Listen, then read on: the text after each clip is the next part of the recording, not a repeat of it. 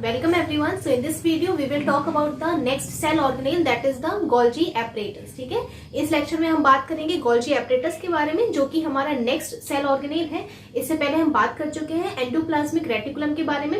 Golgi apparatus another cell organelle है जो हमारे साइटोप्लाज्म में प्रेजेंट होता है. ठीक है, जैसे आप यहाँ पे स्ट्रक्चर में देख रहे हैं तो सबसे पहले न्यूक्लियस आपको दिख रहा है, उसके बाद यहाँ पे जो स्ट्रक्चर्स दिख रहे हैं ट्यूब्यूलर शेप जो स्ट्रक्चर है, जिनके बारे में हमने लास्ट वीडियो में बात की थी, जो हमारे एंडोप्लाज्मिक रेटिकुलम है. ठीक है, आप यहाँ पे देख सकते हैं सिर्फ आपको SER यहाँ पे शो हो रहा है, मतलब यहाँ पे जो स्ट्रक्चर आपको दिख रहा है इसमें आपको राइबोसोम्स नहीं दिख रहे हैं. ठीक है, तो राइबोसोम जब इस स्ट्रक्चर में नहीं दिख रहे हैं मतलब कि ये आपका स्मूथ एंडोप्लाज्मिक रेटिकुलम है. मैंने सिर्फ स्मूथ एंडोप्लाज्मिक रेटिकुलम को ड्रॉ किया है. ठीक है, उसके नेक्स्ट में आप देख रहे हैं कि ये वाले जो ट्यूब्यूल्स दिख रही है आपको, कहीं कहीं पे आपको वेसिकल्स गोल शेप दिख रहे होंगे.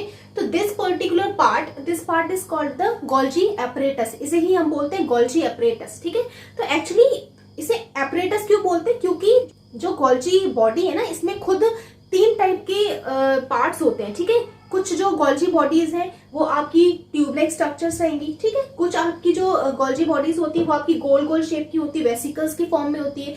कुछ आप देख रहे हैं कि Golgi वैक्यूल्स की फॉर्म में होती है. कहने का मतलब जब आपकी Golgi वेसिकल्स, ये छोटे छोटे वाले आपको दिख रहे हैं, ये दोनों जब ये दोनों ज्वाइन हो गए, फ्यूज हो गए, तो उन्होंने बनाया लार्ज शेप वाला, उसे हम बोलते हैं वैक्यूल, उन्हें हम बोलेंगे Golgi वैक्यूल. ठीक है, तो एक्चुअली जो आपका Golgi apparatus है ना, बेसिकली 3 चीजों से मिलके बना है. एक तो आपका Golgi सिस्टर्न है, दिस पार्ट Golgi सिस्टर्न जो आपकी लॉन्ग ट्यूब्स है. उसके बाद आपका सेकेंड है Golgi वेसिकल्स जो गोल शेप आपको दिख रही है, वेसिकल्स स्फेरिकल शेप दिख रही है.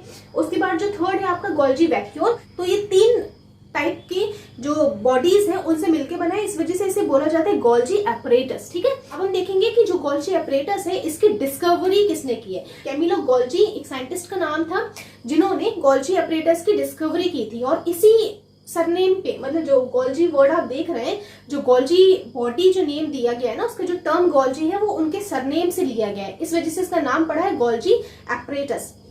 नेक्स्ट है Golgi apparatus consist of a system of membrane bound fluid filled vesicles, the spherical vacuoles and smooth flattened cisternae which are stacked parallel to each other.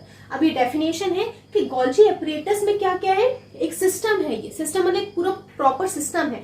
किन चीज का सिस्टम है, तो membrane bound fluid filled vesicles, किस चीज का system है. तो इस सिस्टम में ये जो आपको Golgi सिस्टम दिख रहा है, इस सिस्टम में आपको अभी मैंने बताया सिस्टर्न दिखेंगे. सिस्टर्न्स ये वाले कैसे हैं, ये फ्लैटेंड है, चपटे हैं. ठीक है, फ्लैटेंड स्ट्रक्चर्स हैं. उसके बाद नेक्स्ट आपको वेसिकल्स दिख रहे हैं जो गोल गोल हैं, जिन्हें हम स्फेरिकल भी बोलते हैं. ठीक है, तो ये आपके स्फेरिकल स्ट्रक्चर्स हैं. उसके बाद आपको यहाँ पे कुछ फ्लूइड फिल्ड वेसिकल्स दिखेंगे. फ्लूइड फिल्ड मतलब कुछ आपके जो वेसिकल्स हैं, बड़े बड़े वेसिकल जिसके अंदर कुछ लिक्विड भरा हुआ है ना. तो ये जो सिस्टम है 3 बॉडीज से मिलके बना है, और हर एक जो बॉडी वो कैसे लोकेटेड है, कैसे प्लेस्ड है, वो एक के ऊपर एक. जैसे हम कॉइन्स रखते हैं ना, जैसे एक कॉइन हुआ, उसके नीचे second coin, then third coin, तो एक के नीचे दूसरा कॉइन, मतलब एक के ऊपर एक जो कॉइन्स रखे होते हैं उसे हम बोलते हैं they are placed in a stack manner. ठीक है, तो जो स्टैक पैटर्न है ना कि एक के ऊपर एक रखे होते हैं, इसी तरीके से इसको बोला जाता है कि These are stacked parallel to one another. ये एक के ऊपर एक पैरेलल में रखे हुए होते हैं, stacked रहते हैं. ठीक है, so this is the definition. उसके बाद each stack is called a cistern. हर एक जो stack है, एक जो पर्टिकुलर आपको दिख रहा है that is stack. ठीक है, मतलब हम बोल सकते हैं कि ये आपको एक दिख रहा है, ये आपका एक सिस्टर्न है. ठीक है, इसलिए हम इन्हें बोलते भी हैं सिस्टर्न्स. Golgi apparatus has 2 faces. अब आपको दिख रहा होगा इस पर्टिकुलर स्ट्रक्चर में कि आपको Golgi बॉडी के 2 साइड्स दिख रही हैं, 2 फेसेस दिख रहे हैं. एक तो Golgi बॉडी का यहाँ का फेस है, यहाँ का फेस जो आपके न्यूक्लियस के सामने का है, और आपके स्मूथ एंडोप्लाज्मिक रेटिकुलम के टुवर्ड्स में है. ठीक है, उसके बाद आपको Golgi बॉडी का पीछे का साइड दिख रहा होगा. ठीक है, जो आपका होता है, कहाँ होगा वो आपका प्लाज्मा मेम्ब्रेन. ये आपका जो प्लाज्मा मेम्ब्रेन है ना, इसके तरफ है ना. तो आपके इसमें 2 फेसेस हैं. एक फेस आपका ये वाला फेस है जो आपके स्मूथ एंडोप्लाज्मिक रेटिकुलम के साइड में है.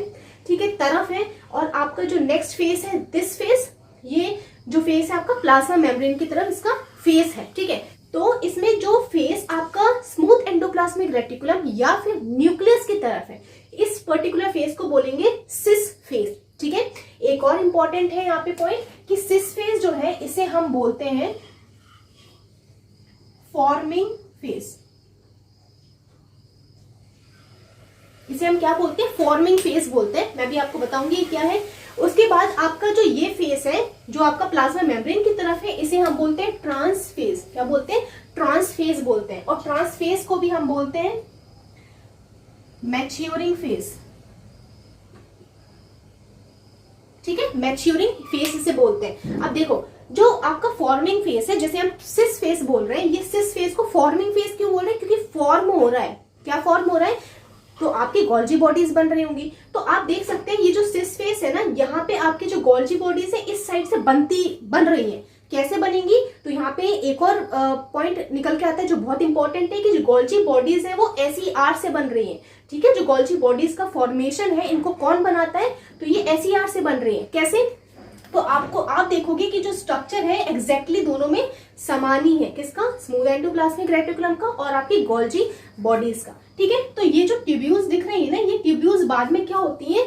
स्मूथ एंडोप्लाज्मिक रेटिकुलम से हट जाती हैं और ये फ्रीली सस्पेंडेड होती है साइटोप्लाज्म में। ठीक है, इन्हें ही हम बाद में क्या बोलते हैं? इन्हें हम बोलते हैं गोल्जी बॉडीज। इसलिए SER की तरफ का जो फेस है इसे हम सिस फेस बोल रहे हैं या फिर हम फॉर्मिंग फेस इसे बोलते हैं।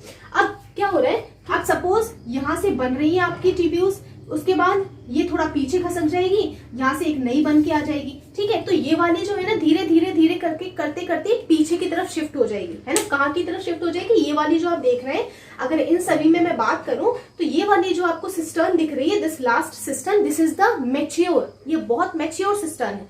और ये वाली जो सिस्टर्न आपको दिख रही है ये कैसी है? न्यू सिस्टर्न है आपकी, जो अभी अभी फॉर्म हुई होगी। ठीक है, इसीलिए जो आपका ट्रांस फेस है इसे हम क्या बोलते हैं? मैच्योरिंग फेस बोलते हैं, क्योंकि इस फेस में आपकी जो भी सिस्टर्न्स रहेंगी वो आपकी मैच्योर गोल्जी ट्यूब्यूल्स होंगी, वेसिकल्स होंगे या फिर वैक्यूल्स होंगे। Clear?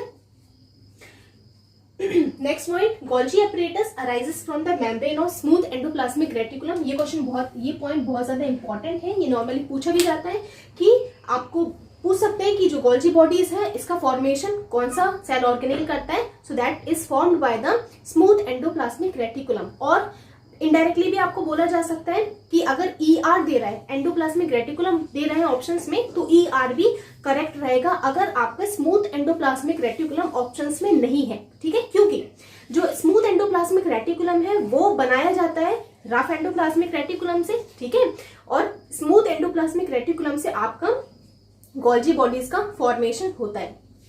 Now next point is in plants these are found as freely distributed subunits of Golgi apparatus। मतलब जो प्लांट्स होते हैं, एनिमल्स में तो जो गोल्जी बॉडीज होती हैं वो थोड़ी अटैच्ड रहेंगी आपकी SER से, थोड़ा सा अटैच रहेंगी SER से। ठीक है, और इनका नाम हम क्या बोलते हैं? इन्हें हम बोलते हैं गोल्जी apparatus एनिमल सेल में। बट अगर मैं बात करूं प्लांट सेल की, तो प्लांट सेल में ये जो गोल्जी apparatus रहता है, गोल्जी बॉडीज रहती हैं, थोड़ी सी फ्री रहती हैं। फ्री किससे रहेंगी? आपकी स्मूथ एंडोप्लाज्मिक रेटिकुलम से फ्री रहती है। ठीक है, इस वजह से ये फ्रीली डिस्ट्रीब्यूटेड रहेंगी। किसमें? आपके साइटोप्लाज्म में। ठीक है, साइटोप्लाज्म में थोड़ी फ्रीली अवेलेबल होती है, डिस्ट्रीब्यूटेड रहेंगे।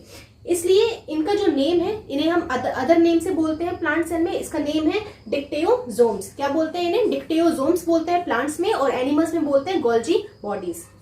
Next point is these are absent in bacteria, blue green algae, mature sperms and RBC। मतलब जो आपका ये गोल्जी apparatus है ये इन सेल्स में एब्सेंट होता है। RBCs में तो आपको पता है कोई भी चीज नहीं रहेगी, कोई भी सेल ऑर्गेनेल आपका RBC में नहीं रहता है, रेड ब्लड सेल्स में नहीं होता है, उनमें सिर्फ प्रोटीन होता है। That protein is available in the form of haemoglobin. ठीक है, rest all the cell organelles are absent in the red blood cells. Then in the mature sperm cells also this is absent in mature. I am talking about the mature. Clear? Blue green algae जो unicellular है, ठीक है, तो इस blue green algae में भी आपका Golgi apparatus देखने को नहीं मिलता है। Then bacteria also, bacteria is also placed in the category of prokaryotes. ये प्रोकैरियोट्स की कैटेगरी का है आपका बैक्टीरिया, तो ऑब्वियसली प्रोकैरियोट्स में कोई भी सेल ऑर्गेनेल्स नहीं होंगे, तो this will also be absent in the bacteria. Next functions, अब हम देखते हैं फंक्शंस के बारे में। So first function is Golgi apparatus stores, modifies and pack products in vesicles. मतलब गोल्जी बॉडी का सबसे मेन काम क्या है? ठीक है, कि जो भी मटेरियल आपका न्यूक्लियस से बाहर की तरफ आ रहा है, ठीक है, जो भी मटेरियल आपके न्यूक्लियस के अंदर से या फिर आपका ईआर से, एंडोप्लाज्मिक रेटिकुलम से जब बाहर की तरफ आएगा, वो आपका किसके थ्रू आएगा, वो आपका गोल्जी बॉडी के थ्रू आएगा। कैसे? तो जब भी कोई मटेरियल आपका यहां से भेजा जाता है बाहर की तरफ, तो ये मटेरियल आपका एंडोप्लाज्मिक रेटिकुलम को क्रॉस करने के बाद ये मटेरियल आपका रिसीव किया जाता है बाय द गोल्जी एपरेटस, ठीक है। तो अब मान लो, तो कोई भी मटेरियल जब यहां से बाहर से यहां आ रहा है तो ये वेसिकल्स में आ जाता है, ये वेसिकल्स में फिल हो जाता है। उसके बाद, ठीक है, ये जो वेसिकल है नेक्स्ट जो ट्यूब्यूल्स है इनमें फ्यूज हो जाता है, फिर ये मटेरियल धीरे धीरे आगे मूव करता है। कैसे मूव करेगा? Through these tubules. तो जब ये मटेरियल्स को रिसीव करते हैं ना, कौन रिसीव कर रहा है? गोल्जी बॉडीज रिसीव कर रही है। तो इसको वो स्टोर करेंगी और स्टोर करने के बाद वो उसे मॉडिफाई करेगी। मॉडिफाई मतलब कुछ जो चीजें हैं, जो जितनी भी सब्सटेंस है उनको कंबाइन करेगी, उनको रिफॉर्म करेगी, है ना। मान लो कि आपका जो गोल्जी बॉडी है इसको कार्बोहाइड्रेट मिला, ठीक है, मान लो कि कार्बोहाइड्रेट का जो सिंपल फॉर्म है ग्लूकोज मिला, ठीक है, तो हम ग्लूकोज लिखते हैं। उसके बाद गोल्जी बॉडी एसईआर से क्या लेगा? लिपिड्स ले लेगा, ठीक है, तो ये लिपिड्स मिल गया इसे। अब इसको क्या करेगा? ये मॉडिफाई करेगा। अब ये तो सिंपलर है, अभी तो कोई न्यू सब्सटेंस नहीं बना है। अब ये क्या करेगा? दोनों को कंबाइन करेगा और एक न्यू प्रोडक्ट फॉर्म करेगा, दैट इज द ग्लाइकोलिपिड्स। क्या बनाया इसने? ग्लाइकोलिपिड्स बनाया, ठीक है। मतलब इसने क्या किया, जो इससे पहले सब्सटेंसेस मिले थे उनको इसने कंबाइन किया, ठीक है। कंबाइन करने के बाद इसने मॉडिफाई कर दिया। अभी देखो आप, मॉडिफाई कर दिया ना, टोटली मॉडिफाइड है, ठीक है। तो जो न्यू सब्सटेंस अब बना, ये जो सब्सटेंस है it will be used by the other cell organelle of the cell और it will be used by the cell membrane. क्योंकि आपको पता है ग्लाइकोलिपिड जो होता है ये आपके सेल मेम्ब्रेन को बनाने में सबसे इंपॉर्टेंट रोल प्ले करता है। आपकी जो सेल मेम्ब्रेन होती है वो आपकी ग्लाइकोलिपिड से बनी हुई होती है, ठीक है। तो आपको फंक्शन समझ में आया? सबसे पहले इसने चीजों को स्टोर किया, ठीक है। उसको स्टोर करने के बाद इसने देखा कि इसमें से क्या मॉडिफिकेशंस करने, तो इसने मॉडिफाई कर दिया चीजों को, जैसे अभी हमने देखा। मॉडिफाई करने के बाद इसे क्या करेगा? पैक करेगा। पैक करना बहुत जरूरी है। पैक मतलब इसको एक प्रॉपर मेम्ब्रेन में, एक प्रॉपर इसे, जैसे हम कोई भी मटेरियल को ट्रांसफर करते हैं ना one place to another place, ठीक है, कोई भी एक्सपोर्ट करते हैं तो उसकी हम क्या करते हैं? उसकी पैकेजिंग करते हैं। पैकेजिंग करना बहुत इंपॉर्टेंट है ताकि आपकी इंटरनल जो चीज है वो आपकी खराब ना हो जाए, है ना। तो अगर आप इसकी पैकेजिंग नहीं करोगे ना तो क्या होगा? ये हो सकता है कि ये आपका बिखर जाए, या हो सकता है साइटोप्लाज्म में जाके डिसॉल्व हो जाए, ठीक है, डिस्ट्रीब्यूट हो जाए, ये वहां तक ना पहुंच पाए जहां तक इसको पहुंचना है, जो टारगेट साइट है वहां पे पहुंचना है। इस वजह से इसकी पैकेजिंग बहुत ज्यादा इंपॉर्टेंट होती है, ठीक है। And that packaging is done by the Golgi apparatus. Clear हुआ? Store, modification and the packaging, these three works are done by the Golgi apparatus, ठीक है। ये मेन इसका फंक्शन होता है। नेक्स्ट फंक्शन है, it is also involve in the formation of lysosomes. This is also very important point. जब हम lysosomes पढ़ेंगे तब आपको मैं बताऊंगी कि लाइसोसोम्स जो बनते हैं वो आपके कहाँ से बनते हैं, वो आपकी गोल्जी एपरेटस से ही फॉर्म होते हैं, ठीक है। तो कैसे बनेंगे? तो आपके जो छोटे छोटे वेसिकल्स हैं, ये वेसिकल्स के अंदर थोड़ा बहुत लिक्विड होता है। ये बहुत सारे वेसिकल्स जब कंबाइन हो जाते हैं ना, अटैच हो जाएंगे, फिर वो फ्यूज होने के बाद क्या होते हैं? बहुत बड़ा सा एक वेसिकल बनाते हैं, बिग वेसिकल फॉर्म करते हैं। और उस बिग वेसिकल में कुछ ऐसे डाइजेस्टिव एंजाइम्स अवेलेबल होते हैं जो चीजों को डाइजेस्ट करते हैं, जो डिस्ट्रॉय करने में हेल्प करते हैं, ठीक है। तो ये क्या बनाते हैं? ये लाइसोसोम्स भी फॉर्म करते हैं। अब आपको दिख रहा होगा यहाँ पे वैक्यूल्स भी हैं, तो ठीक है, लाइसोसोम्स के साथ ही वैक्यूल्स का भी फॉर्मेशन करते हैं, ठीक है। लाइसोसोम्स के साथ ही वैक्यूल्स का भी फॉर्मेशन करते हैं। Next point, it forms complex sugar from simple sugars in some cases. अभी मैंने जो आपको बताया कि ये जो आप देख रहे हैं ये कॉम्प्लेक्स शुगर का ही एक टाइप है। सुनो, ग्लाइकोलिपिड्स, ग्लाइकोप्रोटीन, जितने भी ये कॉम्प्लेक्स टाइप्स है ना, ग्लाइकोलिपिड्स, ग्लाइकोप्रोटीन्स, ये बनाए जाते हैं इसके थ्रू। और किन चीजों को यूज करके ये बनाता है? सिंपलर चीजों को। सिंपल चीजें ये हो गई, कॉम्प्लेक्स चीज ये हो गई। Clear? Next function is it is involve in the synthesis of cell wall and plasma membrane. Cell wall के फॉर्मेशन में, सेल वॉल को अगर आपकी जो सेल वॉल है उस सेल वॉल को अगर कुछ ऐसे सिंपल सब्सटेंसेस चाहिए, ठीक है, तो उनका भी एक्सपोर्ट ये इसी के थ्रू होगा। उसके बाद आपके प्लाज्मा मेम्ब्रेन, जैसे मैंने अभी आपको बताया कि आपकी ग्लाइकोलिपिड से बनी होती है, ग्लाइकोप्रोटीन से बनी होती है, लिपिड से बनी होती है। सो उसका भी जो एक्सपोर्ट है वो आपके गोल्जी एपरेटस के थ्रू ही किया जाएगा। सो ये पूरे थे फंक्शंस। इसके बाद हम नेक्स्ट सेल ऑर्गेनेल के बारे में देखेंगे। अब हम बात करते हैं नेक्स्ट सेल ऑर्गेनेल के बारे में, जो कि है लाइसोसोम। तो हम देखते हैं lysosomes are membrane bound sac which are filled with digestive enzymes. मतलब जो लाइसोसोम्स है ये सैक लाइक स्ट्रक्चर है, मतलब थैली जैसे स्ट्रक्चर्स हैं, ठीक है, गोल टाइप के होते हैं, ये थोड़े से ओवल शेप के होंगे, ये वेसिकल्स हैं और इनकी खुद की मेम्ब्रेन है, ठीक है। मतलब जितने भी सेल ऑर्गेनेल्स हैं उनकी जब खुद की मेम्ब्रेन होती है तो उन्हें हम बोलते हैं मेम्ब्रेन बाउंड, मतलब खुद की मेम्ब्रेन है इनके पास, मेम्ब्रेन बाउंड है ये, ठीक है। ये मेम्ब्रेन आपको दिख रही है, this is the membrane of lysosome. Then इस मेम्ब्रेन के अंदर, मतलब ये पूरा लाइसोसोम के अंदर एक लिक्विड सब्सटेंस फिल्ड रहेगा, ठीक है, ये लिक्विड सब्सटेंस रहेगा और इस लिक्विड सब्सटेंस में बहुत सारे डिफरेंट टाइप्स के क्या रहेंगे, डाइजेस्टिव एंजाइम्स रहेंगे, ठीक है। तो lysosomes are membrane bound sac which are filled with digestive enzyme, मतलब इसके अंदर जो लिक्विड है और उस लिक्विड में क्या है, स्पेशली क्या है, उसमें डाइजेस्टिव एंजाइम्स हैं, मतलब ऐसे एंजाइम्स हैं जो क्या करते हैं, डाइजेशन में हेल्प करते हैं। अभी मैंने आपको बताया था कि जो भी वेस्ट सब्सटेंस है उसको ये डाइजेस्ट कर लेते हैं, ठीक है। तो जो भी सब्सटेंस वेस्ट है वो बाहर से आ रहा है, या तो हो सकता है फॉरेन पार्टिकल जो हमारी सेल के लिए इंपॉर्टेंट नहीं है और हो सकता है कि वो हार्मफुल है, ठीक है। तो वो क्या किया जाता है, वो कैप्चर कर लिया जाता है बाय द लाइसोसोम। जब लाइसोसोम्स उनको कैप्चर कर लेंगे तो उसमें जब आएंगे तो इसके अंदर जितने भी डाइजेस्टिव एंजाइम्स हैं, ऐसे एंजाइम जो हर चीज को डाइजेस्ट कर सकते हैं, वो उसको डाइजेस्ट कर लेंगे और डिस्ट्रॉय कर देंगे, ठीक है, और प्रोटेक्ट करते हैं हमारी सेल को। Second point, lysosomes are waste disposal system of the cell. Waste disposal system मतलब वेस्ट, कचरा को डिस्पोज कर रहा है, मतलब सेल में जितना भी सब्सटेंस जो वेस्ट बन रहा है उसको डिस्पोज करना है, उसको हमें एक जगह पे कलेक्ट करना है, and the waste substances are collected in a cell organelle and this is the lysosome and this is known as waste disposal system of a cell. Next point, lysosomes are made by RER। RER means rough endoplasmic reticulum and packaged into lysosome by Golgi body. तो ये बहुत important है कि जो enzymes है, मतलब मैं किसकी बात कर रही हूँ, लाइसोसोम्स के अंदर जो आपको एंजाइम्स दिख रहे हैं हम क्या बोलते हैं, डाइजेस्टिव एंजाइम्स,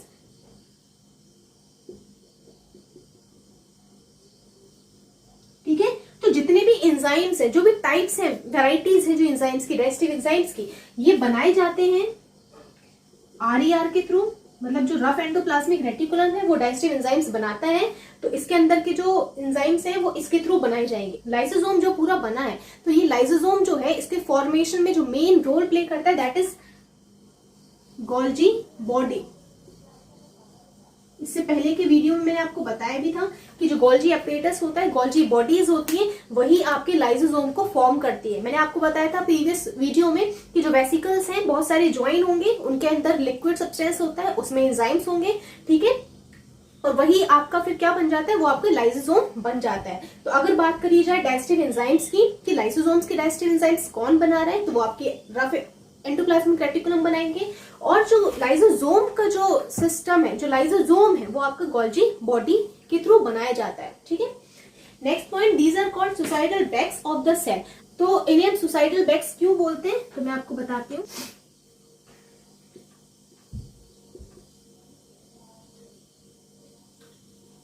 देखिए, सुसाइडल बैग्स, सुसाइड मतलब क्या होता है, suicide means to kill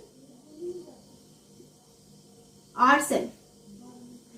suicide मतलब खुद को मार देना, दैट इज सुसाइड, ठीक है। तो ऐसे बैग्स हैं, ये ऐसे ऑर्गेनेल्स हैं जो क्या कर रहे हैं, खुद को किल कर ले रहे हैं, जो खुद को मार देते हैं, खुद सुसाइड कर ले रहे हैं, ठीक है।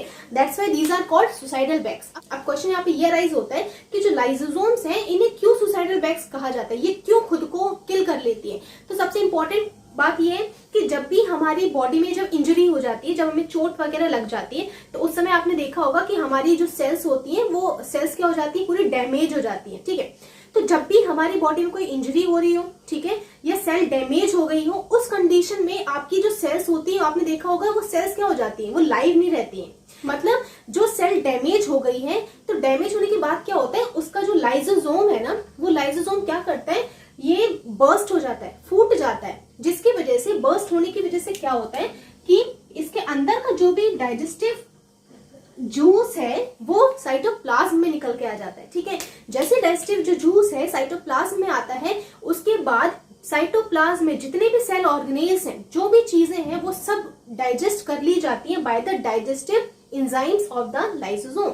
ठीक है, तो ये खुद को भी किल कर लेता है, साथ ही साथ जितनी भी चीजें हैं खुद की सेल को भी किल कर देता है, इसलिए इसे क्या बोला जाता है, सुसाइडल बैग्स इसे बोला जाता है। तो हम रीड करते हैं, these are called suicidal bags of the cell because when cell gets damaged or in any disturbances in the cellular metabolism, कोई भी प्रोसेस चल रहा है उसमें डिस्टर्बेंस अगर हुआ तब भी ये खुद को किल कर लेगी। then lysosomes may burst out and enzymes digest its own cell, जो सेल खुद डिस्ट्रॉय हो रही है, जो सेल खुद ब्रेक हो रही है, इसी को बोलते हैं, इस प्रोसेस को बोलते हैं ऑटोलाइसिस। ठीक है, तो ऑटो मतलब होता है ये सेल्फ खुद को, लाइसिस मतलब होता है ब्रेक, डिस्ट्रॉय कर लेना। ठीक है, तो जो खुद को डिस्ट्रॉय कर रहे हैं उसी प्रोसेस को बोलते हैं ऑटोलाइसिस। ठीक है, next point, these are absent in RBCs. तो रेड ब्लड सेल्स, मैंने आपको बताया था कि रेड ब्लड सेल्स ऐसी सेल्स है जिनमें कोई भी सेल ऑर्गेनेल नहीं रहेगा, ओनली क्या रहेगा, सिर्फ हीमोग्लोबिन प्रोटीन प्रेजेंट होता है। नेक्स्ट अब हम देखते हैं फंक्शंस के बारे में। So they help to keep the cell clean by digesting foreign materials और worn out cell organelles, hence called scavengers और हाउसकीपर्स। ठीक है, तो ये सेल को क्लीन रखते हैं। अभी मैंने आपको बताया फॉरेन पार्टिकल आया उसको खा लिया। ठीक है, कोई भी डिस्टरबेंस हुआ तब इनने खुद की सेल को कंज्यूम कर लिया, डाइजेस्ट कर लिया। ठीक है, और यह वॉर्न आउट सेल, कोई भी सेल ऑर्गेनेल, सपोज आपका वैक्यूल काम नहीं कर रहा है, अब उसका कोई काम नहीं बचा, तो ये क्या करेगा, वैक्यूल को जाके किल कर देगा, वैक्यूल को जाके डाइजेस्ट कर लेगा। तो जितने भी टूटे फूटे जो सेल ऑर्गेनेल्स हैं उनको भी ये क्या करता है, पूरा क्लीन कर देता है, हटा देता है।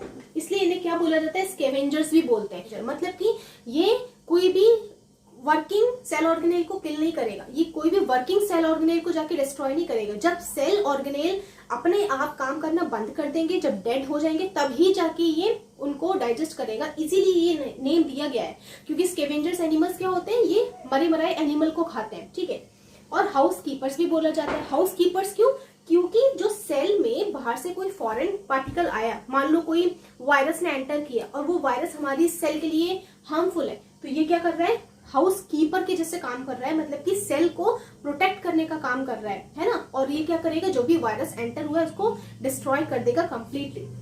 Now next point is, during starvation the lysosomes digest stored food by autophagy and supply energy to the cell. Starvation मतलब जब लाइसोसोम के पास इनफ एनर्जी नहीं है, ठीक है, उसके पास फूड नहीं है और वो काम नहीं कर पा रहा है, उस कंडीशन में स्टार्वेशन मतलब होता है भूखा रहना। ठीक है, जो भी स्टोर्ड फूड है उसको ये क्या कर लेगा, डाइजेस्ट कर लेगा बाय ऑटोफेगी। तो ऑटोफेगी मतलब खुद से सेल्फ कंज्यूम करना फूड, दिस इज ऑटोफेगी। ठीक है, इसमें भी यही बोला गया है कि लाइसोसोम के पास जब खाना नहीं है तो ये क्या करेगा, स्टोर्ड फूड जो रहेगा सेल का उसमें से फूड को यूज कर लेगा, एनर्जी लेगा और खुद भी उस एनर्जी को यूज करेगा और बाकी सेल को ये सप्लाई कर देगा उस एनर्जी की। ठीक है, इसके बाद हम देखेंगे नेक्स्ट सेल ऑर्गेनेल के बारे में, दैट इज माइटोकॉन्ड्रिया। अब हम बात करते हैं नेक्स्ट सेल ऑर्गेनेल के बारे में जो कि माइटोकॉन्ड्रिया। ठीक है, तो माइटोकॉन्ड्रिया बहुत ही स्पेशल टाइप का सेल ऑर्गेनेल है हमारी सेल के लिए, क्योंकि इस माइटोकॉन्ड्रिया के पास खुद का डीएनए, खुद का राइबोसोम, दोनों चीज अवेलेबल होती है। ठीक है, इसके अलावा अगर हम दूसरे सेल ऑर्गेनेल्स की बात करें तो उनके पास ये ऐसा स्पेशल फीचर नहीं होता है, उनके पास खुद का डीएनए, खुद का राइबोसोम नहीं होता है। अगर वो प्रोटीन की डिमांड भी करते हैं तो उन्हें फिर बाहर से प्रोटीन लेना पड़ता है, ER से लेना पड़ेगा protein. But this mitochondria, it has its own DNA, it's ribosomes and it can synthesise the protein whatever the things it requires for the formation of the cell membrane or any other things, so it can make by its own. ठीक है, and due to the presence of DNA, so this mitochondria can able to replicate by its own, मतलब ये self replicate भी कर सकता है। self replicate मतलब कि जो माइटोकॉन्ड्रिया है, जब एक माइटोकॉन्ड्रिया से न्यू माइटोकॉन्ड्रिया फॉर्म होते हैं तो इस माइटोकॉन्ड्रिया में ये एबिलिटी है कि ये डिवाइड करने के बाद दो अलग अलग माइटोकॉन्ड्रिया को फॉर्म कर सकता है, and this is the self replicating power which is present in the mitochondria.